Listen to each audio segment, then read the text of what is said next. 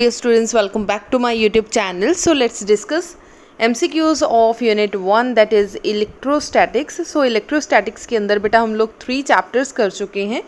So electric field हमारा हो चुका है, गॉस थ्योरम हो चुका है. सो गॉस थ्योरम तक जो हम लोग MCQs डिस्कस करेंगे. पंजाब बोर्ड के अकॉर्डिंगली ये 3 चैप्टर्स हैं और CBSE के अकॉर्डिंगली ये सिर्फ फर्स्ट चैप्टर है. सो चलिए क्वेश्चन डिस्कस करते हैं. When a body becomes negatively charged, its mass.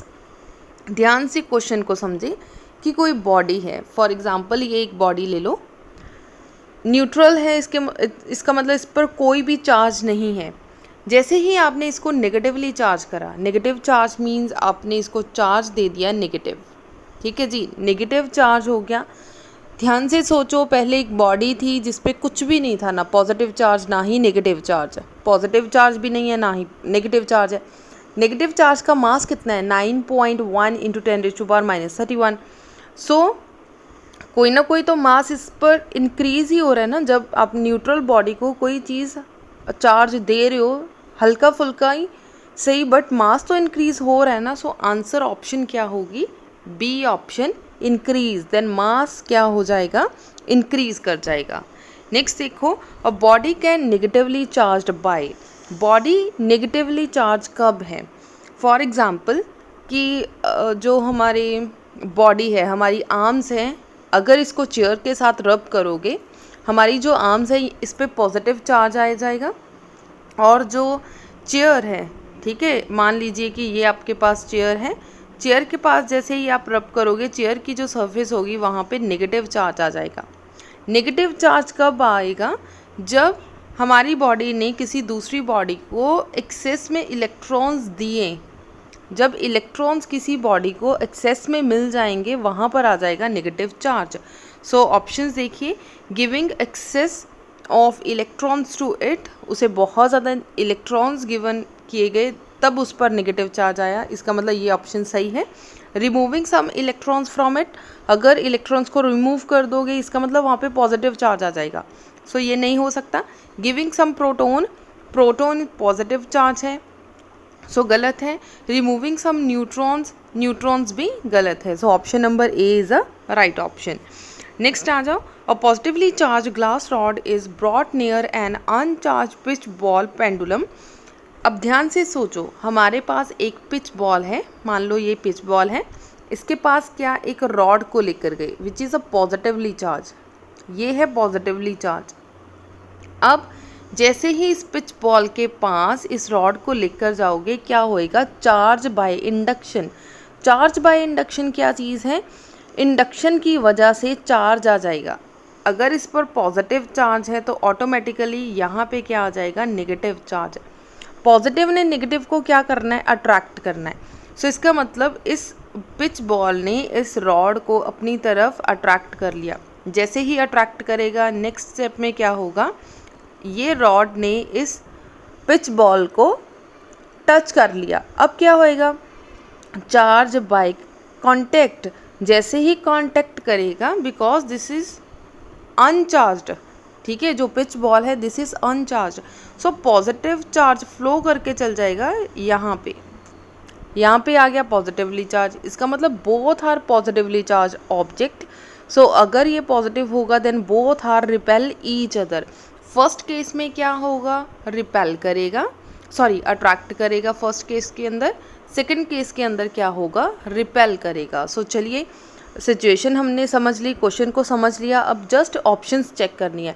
But MCQs करने का तरीका ही ये है कि जैसे ही आप क्वेश्चन को रीड आउट करो ना, कभी भी ऑप्शंस रीड मत करो. जैसे ही आप ऑप्शंस रीड करोगे, आपको ऑप्शंस के अंदर कन्फ्यूज़न होगी कि ये भी आंसर हो सकता है, वो भी आंसर हो सकता है. कुछ एक क्वेश्चंस ऐसे होते हैं जिसमें आप लोगों को MCQs के अंदर ऑप्शंस रीड आउट करने की ज़रूरत होती है. लेकिन जो अभी क्वेश्चंस हम लोग कर रहे हैं, इन क्वेश्चंस को समझें और ध्यान से अपने दिमाग के अंदर सिचुएशन बनाएं. थ्योरी पर फोकस करें कि कौन सा कॉन्सेप्ट यहाँ पे लग रहा है. फॉर एग्जांपल मैंने ऑप्शंस यहाँ पे नहीं पढ़ी, ठीक है. सो इतना क्लियर हो गया कि अगर ये सिचुएशन होगी, एक पॉजिटिव रॉड है, उसे एक चार्ज बॉल के पास लेकर जाया जाएगा, देन क्या क्या चीज़ें हो सकती हैं। सो फर्स्ट क्या होगा, अट्रैक्ट करेगा, सेकेंड रिपेल करेगा। सो पढ़ लो, ऑप्शंस पढ़ लो। Attract towards the ball, ball की तरफ अट्रैक्ट होगा। सो देखो अट्रैक्ट तो हो रहा था, ठीक है, चाहे फर्स्ट केस के अंदर हो रहा है लेकिन हो रहा है, इसका मतलब ये आंसर हो सकता है। सेकेंड है repel all way away from the rod, rod से दूर जाएगा, सेकेंड केस के अंदर दूर जा रहा था, मतलब ये भी हो सकता है। Not affected by the rod, rod ने कोई इफेक्ट नहीं डाला, ये हो नहीं सकता क्योंकि दोनों केसेस में उसने इफेक्ट तो डाला है। नेक्स्ट आ जाओ, attract towards the rod touching it, जैसे ही उसने टच किया देन वो क्या करेगा, अट्रैक्ट करेगा and then throw away from it, और एक दूसरे से पीछे चला जाएगा। ये बिल्कुल करेक्ट है। जैसे ही आप उसको आपस में टच करवाओगे क्या हो जाएगा, ये पॉजिटिव चार्ज इसमें चला गया, पॉजिटिव पॉजिटिव पॉजिटिव एक दूसरे को क्या करेगा, रिपेल करेगा। इसका मतलब जैसे रिपेल करेगा then throw away from it, एक दूसरे से दूर चला जाएगा। मतलब दोनों कंडीशंस उन्होंने अट्रैक्ट और रिपेल वाली बता दी। इसका मतलब ऑप्शन नंबर डी हो जाएगी करेक्ट ऑप्शन। नेक्स्ट आ जाओ, number of electron forming 1 coulomb of charge is equal to. अगर आप लोग मुझे शुरू से फॉलो कर रहे हो ना, ये क्वेश्चन ऑलरेडी हम लोग डिस्कस कर चुके हैं कि किस तरीके से नंबर ऑफ इलेक्ट्रॉन्स आएंगे, जो न्यूमेरिकल्स वाला पोर्शन किया था हमने वीडियोज़ में। सो वहाँ पे भी डिस्कस किया है कि 1 number of electron in a 1 coulomb कितना है। क्यू किसके इक्वल है, Q is equal to N E. क्या पता करने के लिए बोला गया, नंबर ऑफ इलेक्ट्रॉन मतलब एन पता करना है। So N is equal to Q divided by E. So Q कितना गिवन है 1, और ई की value is a standard value 1.6 into 10⁻⁻19। So इसे सॉल्व करेंगे 0.625 मल्टीप्लाई बाय 10⁻19 ऊपर जाएगा, दिस इज पॉजिटिव 19। सो ऐसी ऑप्शन कोई गिवन नहीं है। Then shift the point 6.25 into 10⁻+18। So +18 वाली ऑप्शंस देख लो बेटा, this is option number C. So देखो यहाँ पर ये वाली टर्म और ये वाली टर्म ऑलमोस्ट सेम है, सिर्फ फ़र्क इतना है -18 और +18 का। सो बहुत ही केयरफुली MCQs जब भी आप सॉल्व करें, ऑलवेज ट्राई करें कि उसे सॉल्व करके ही आप अपना आंसर को करेक्ट करें। नेक्स्ट है when a rod, glass rod rubbed with silk, जैसे ही आपने ग्लास रॉड को सिल्क के साथ रब किया, charge acquired by glass rod. So जो ग्लास रॉड ने चार्ज को एक्वायर किया वो कौन सा है।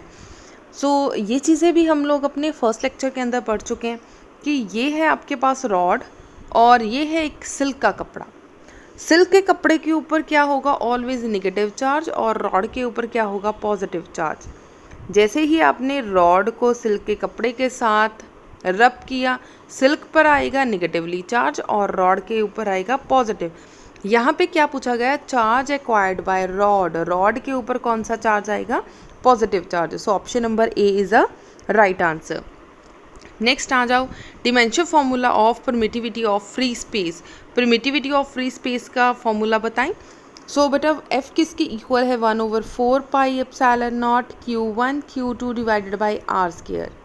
1/4 pi epsilon naught is a 4 pi is a constant term, सो इसे निगलेक्ट कर दो। एप्सिलॉन नॉट दूसरी तरफ चला गया, 1/f equals to Q1 Q2 both are same charges, so Q square divided by R square.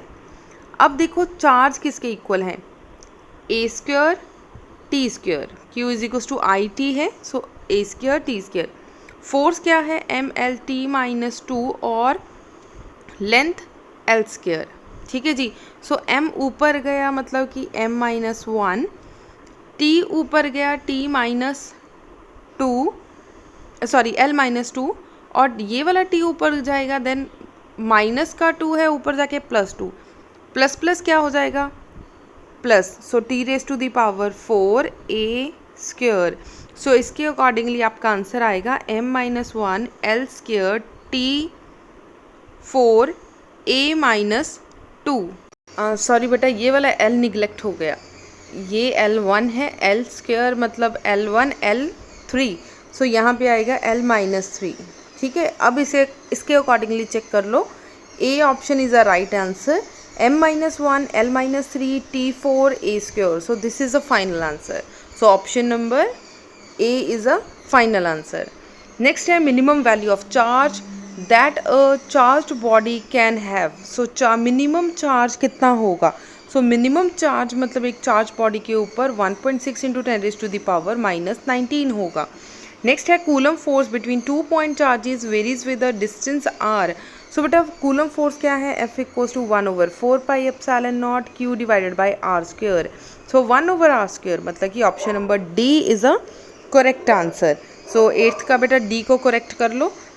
When distance between two charged particle is double, अगर distance को double कर देंगे then force कितना होगा? So force is equals to 1/4πε0 q divided by r square. उन्होंने बोला कि r को क्या करना है? double. So 2r square कर लो. 2 2 जा 4. So 4 को आगे ले आओ 1/4πε0 q divided by r square. So this is the original force. ये है f dash. So f dash का आंसर कितना आ गया? f divided by 4. So 1/4 time हो गया. ठीक है जी. So उन्होंने बोला है कि when the distance double हो गया then force कितना हो जाएगा आपके पास? So 1/4. ठीक है जी. Option number A is a right answer. Value of dielectric constant of a medium. Value of dielectric constant of medium क्या होगा? जैसे ही आप टेम्परेचर को इंक्रीज़ करेंगे, ये चीज़ें लिख लो बेटा, याद कर लो. डाइलेक्ट्रिक कांस्टेंट के साथ क्या होगा, क्योंकि यहाँ पर टेम्परेचर की बात की गई है, देन टेम्परेचर के साथ देखेंगे. जैसे ही आप टेम्परेचर को इंक्रीज़ करेंगे डाइलेक्ट्रिक कांस्टेंट जो होगा वो डिक्रीज़ कर जाएगा. So option number B is a right option कि जैसे ही आप टेम्परेचर को इंक्रीज़ करेंगे देन डिक्रीज़ कर जाएगा, क्योंकि ऑपोजिट है एक दूसरे के. नेक्स्ट है the unit of permittivity of free space epsilon not. Epsilon naught की परमिटिविटी के अंदर इसके यूनिट्स बताने हैं कि यूनिट कितने हैं. So that is coulomb square पर न्यूटन पर मीटर स्क्वायर. नेक्स्ट है if when the distance between two charge particle is double. अगर आप डिस्टेंस को डबल कर दोगे then the force between them is. So same almost बेटा सेम है जो 10th क्वेश्चन की है. सो 1/4 हो जाएगा. सॉल्व करके देख लेना, अगर नहीं होगा देन बता देना. How much greater is 1 microcoulomb compare to the 1 electronic charge. अगर 1 इलेक्ट्रॉनिक चार्ज लोगे देन 1 माइक्रोकूलम उससे कितना ग्रेटर है? That is 10⁻13 times. बेटा ऐसी चीज़ें आपको आपकी नॉलेज के अंदर होनी चाहिए, आपको ऐसी चीज़ें लर्न होनी चाहिए कि माइक्रोकूलम को कैसे कन्वर्ट करते हैं, सेंटीमीटर को मीटर में कैसे कन्वर्ट करते हैं, कितना ज़्यादा माइक्रोकूलम इलेक्ट्रॉनिक चार्ज से बड़ा है, एक्सेट्रा. ये चीज़ें मतलब आपको लर्न करनी होगी, ऐसी चीज़ें आपकी नॉलेज के अंदर होनी चाहिए. नेक्स्ट आ जाओ. How much electrons constitute an electric charge of -16 microcoulomb. -16 microcoulomb कितने इलेक्ट्रॉन से बना है? क्योंकि जितने टाइम बड़ा है उतने ही इलेक्ट्रॉन से बना होगा. सो 10⁻13. नेक्स्ट आ जाओ. Number of electrons in 2 microcoulomb of charge is. Number of electron मतलब Q is equal to NE. उन्होंने पूछा नंबर ऑफ इलेक्ट्रॉन्स पता करो, N पता करो, Q divided by E. So Q कितना गिवन है? 2 और E की वैल्यू 1.6 इंटू 10⁻⁻19. सो इसे सॉल्व करके देखें. सो ये आ जाएगा 0.8. 1/0.8 को सॉल्व करेंगे वी गेट 1.25 इंटू 10⁻, ये टर्म ऊपर जाएगी 19. सो ऐसी टर्म 1.25 इंटू 10⁻19. सो ऐसा टर्म नहीं आ रहा, हमारा आ रहा है 12.5. सो एक पॉइंट शिफ्ट कर दो. So this is +18. So option number C is a right answer. So बेटा ऐसी कैलकुलेशन आप लोगों ने सॉल्व करके ज़रूर देखनी है. विदाउट सॉल्व आपको ये चीज़ें नहीं आएंगी. If Q be the charge on a body at rest. अगर Q किसी बॉडी के ऊपर रेस्ट, कोई बॉडी है वो रेस्ट के ऊपर है, देन उस पर चार्ज कितना है? Q. Then the charge on a body then when it is moved with the velocity V. अगर V वेलोसिटी के साथ मूव कर रहा है देन चार्ज कितना होगा? बेटा एक बार किसी बॉडी के ऊपर चार्ज मान लो, उन्होंने बोला कि Q चार्ज आ गया, इस बॉडी के ऊपर Q चार्ज है, चाहे ये मूव करे चाहे रेस्ट के ऊपर रहे, अगर बॉडी पर एक बार चार्ज आ गया उसकी वेलोसिटी की वजह से उसकी चार्ज इंक्रीज या डिक्रीज नहीं होगा, चार्ज सेम ही रहेगा। So charge will remain the same. So इसका मतलब A option is a right answer. Next आ जाओ, the value of absolute permittivity for a free space is 8.85 into 10⁻⁻12 per coulomb per coulomb square पर newton पर metre square. So option number A is a right answer. So बेटा this is the most important, ये MCQs की form में भी आ सकता है, 1 marks से क्वेश्चन, थियोरी क्वेश्चन में भी आ सकता है, और फिलिंग द ब्लैंक में भी ये क्वेश्चन पूछा जा सकता है। नेक्स्ट आ जाओ, at a particular point electric field depends upon. Electric field किस चीज़ के ऊपर डिपेंड करता है? ध्यान से सोचो, उन्होंने क्वेश्चन क्या पूछा, उन्होंने बोला है एट अ पर्टिकुलर पॉइंट। एक पर्टिकुलर पॉइंट ले लो, इस पॉइंट के ऊपर मान लो कोई आपके पास चार्ज पड़ा है, क्यू चार्ज पड़ा है।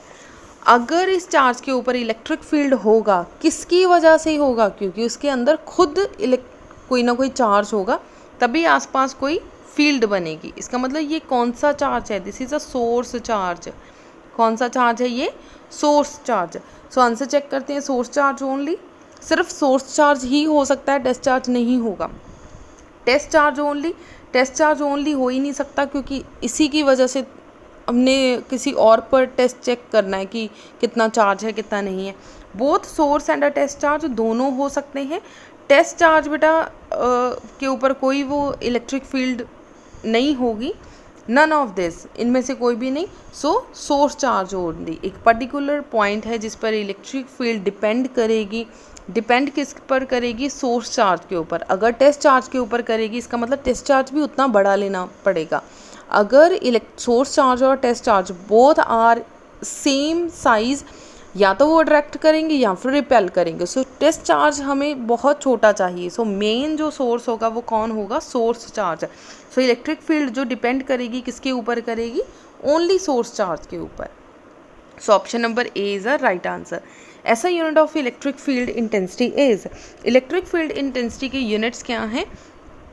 E is equals to F over Q naught. F मतलब न्यूटन, चार्ज मतलब coulomb, so newton per coulomb. So option number C is a right answer.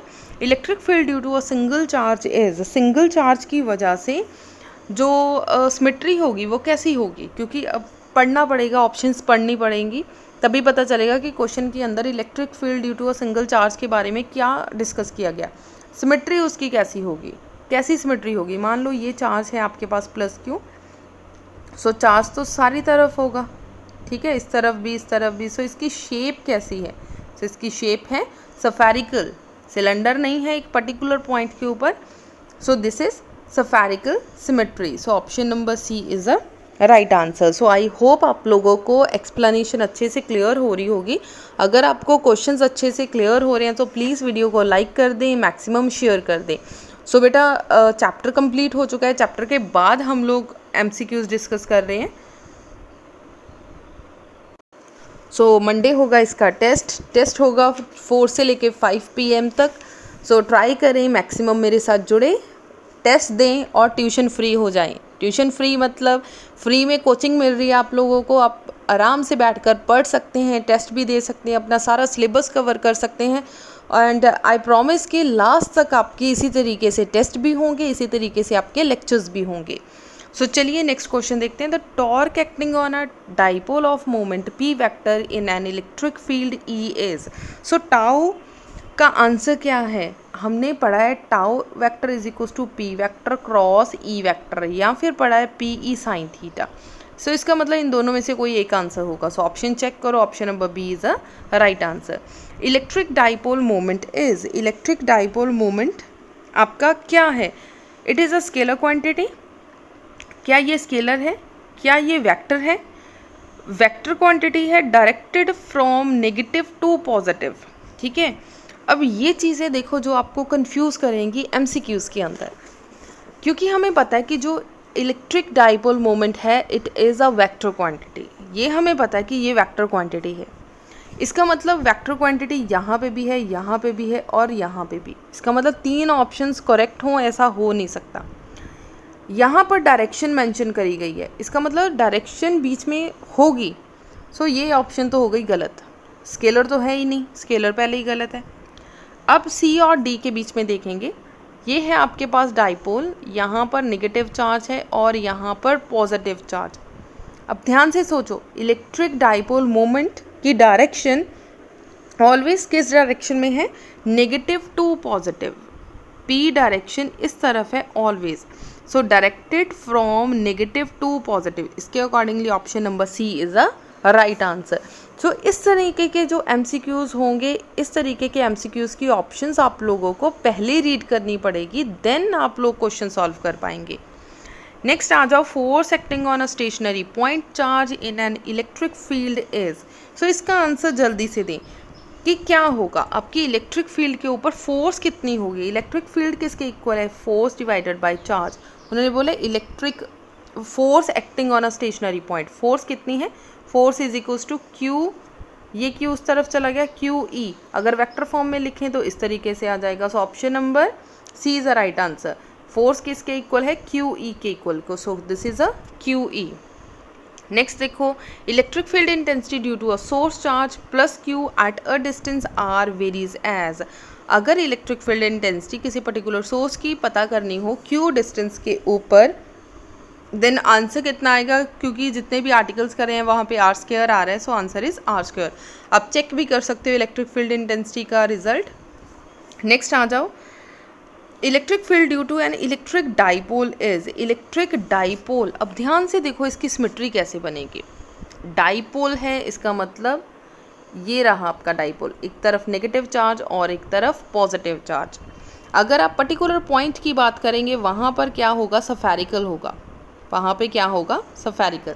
इसका मतलब इसका चार्ज भी सारी तरफ जाएगा। अगर पर्टिकुलर पॉइंट की बात करें, यहाँ पे भी सारी तरफ जाएगा, सिमिलरली यहाँ पे भी सारी तरफ जाएगा। सो अगर टोटल चेक करना हो, it is a like a cylindrical symmetry. ठीक है, शुरू से लेके एंड तक पूरा चेक करना हो तो this is a cylindrical symmetry. So option number B is a right answer. 26 पे आओ, dimension formula of electric field intensity. I think this is an easy question, so इसका डायरेक्ट आंसर बता रही हूँ। आई होप आप लोग सॉल्व कर लोगे। ठीक है, अगर नहीं सॉल्व कर पाए बता देना, देन आप लोगों को नेक्स्ट वीडियो के अंदर डिस्कस कर लिया जाएगा। ऐसा unit of electric dipole moment, this is the most most most important question Punjab board के अंदर। बेटा this question is a most important. अगर आपको एमसीक्यूज की फॉर्म में नहीं आया, देन आपको बोल सकते हो कि फिलिंग द ब्लैंक्स में आ सकता है, सिंपल क्वेश्चन में आ सकता है, 2 मार्क्स के क्वेश्चन के साथ ऐसा यूनिट पूछा जा सकता है। इवन लॉन्ग क्वेश्चन 5 मार्क्स के क्वेश्चन में भी आपको ऐसा यूनिट पूछा जा सकता है। सो डाइपोल मोमेंट का ऐसा unit, what is dipole moment? P is equals to Q into 2L। What is Q? Q क्या है? कूलम, और 2L is a length, that is metre, coulomb metre. So option number C is a right answer. Next है dimension formula of electric dipole moment. Similarly dipole moment का अगर आप लोगों ने अभी यूनिट्स किए हैं तो डिमेंशंस भी उतने ही इम्पॉर्टेंट है। सो क्या होगा? P is equals to Q into 2L। So Q का डिमेंशन फॉर्मूला क्या है? 80, और लेंथ का इज L। सो इसे किस फॉर्म में लिखना है? MLT की फॉर्म में। M यहाँ पे है नहीं तो 0, L कितना है? 1, T कितना है? 1, A कितना है? 1। सो M0LTA। So option number A is a right answer. A charge Q is enclose in a cube. एक चार्ज को ले लो Q, उसे एक क्यूब के अंदर इनक्लोज कर दिया गया। सो ये रहा आपका क्यूब। ठीक है जी। What is the electric flux through any of the 2 faces. किसी 2 फेसेस के ऊपर आपने क्या पता करना है? इलेक्ट्रिक फ्लक्स पता करना है किसी 2 फेसेस के ऊपर। ध्यान से समझो, फाई किसके इक्वल है? Q divided by epsilon not. अगर आप 6 के 6 फेज यूज़ करोगे, देन आप इसे मल्टीप्लाई करोगे 1/6 के साथ, क्योंकि क्यूब के 6 फेस हैं। ठीक है, ये एक ऊपर वाला 2, नीचे वाला सरफेस 4, ये जो साइड वाली सरफेस है वो क्या है? 5, सामने वाली जो फेस है दैट इज़ साइड वाली 4, सामने वाली 5, और जो पीछे वाला फेस होगा वो कितना होगा? 6। सो टोटल 6 फेज है। ठीक है, इन्होंने बोला किसी 2 फेस के ऊपर पता करो। 2 मतलब 2 multiply by Q divided by 6 epsilon naught. So cutting करके कितना आ गया? Q divided by 3 epsilon naught. So option number A is a right answer. ठीक है जी। So angle between the electric dipole moment and electric field intensity due to the electric dipole on an axial line, this is also most important MCQs। ये MCQs equatorial line वाला और axial line वाला, this question is a most important. अब ध्यान से देखो, उन्होंने बोला है इलेक्ट्रिक फील्ड इन एक्सियल लाइन, ये रहा आपका एक्सियल लाइन, ये रहा आपका P पॉइंट, ठीक है जी। अब इलेक्ट्रिक फील्ड भी इसी डायरेक्शन में है और नेगेटिव टू पॉजिटिव आपका चार्ज जा रहा है, सो P भी सेम डायरेक्शन में।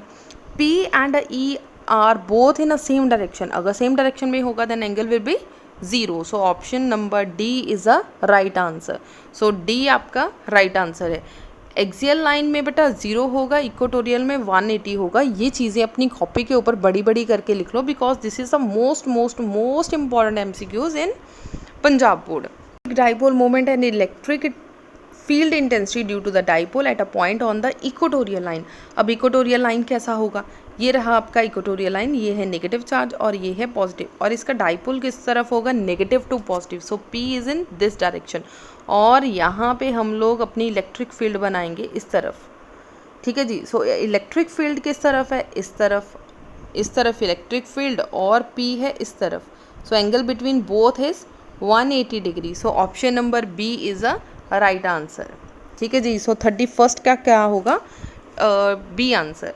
नेक्स्ट है when an electric dipole is held at an angle in uniform electric field then net force and a torque tau on a dipole is, this is also most important question। ध्यान से question पढ़ें।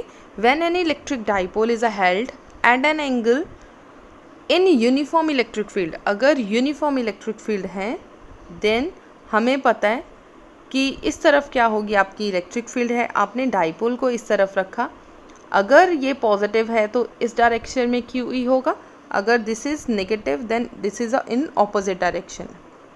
सो total force कितना लग रहा है, इसके साथ ये वाला फोर्स कैंसिल आउट हो गया, मतलब फोर्स तो हो गया हमारा 0, that is QE minus QE के साथ QE cancel, then force will be 0।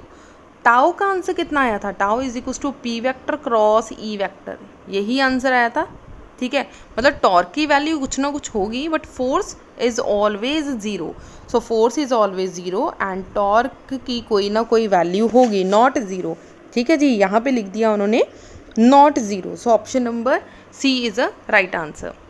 The potential energy of N electric dipole when held at potential energy वाला आर्टिकल 4th यूनिट है, 4th चैप्टर है, सो इसे एट प्रेजेंट इसे थोड़ा स्किप कर दें, नेक्स्ट वीडियो में डिस्कस करेंगे।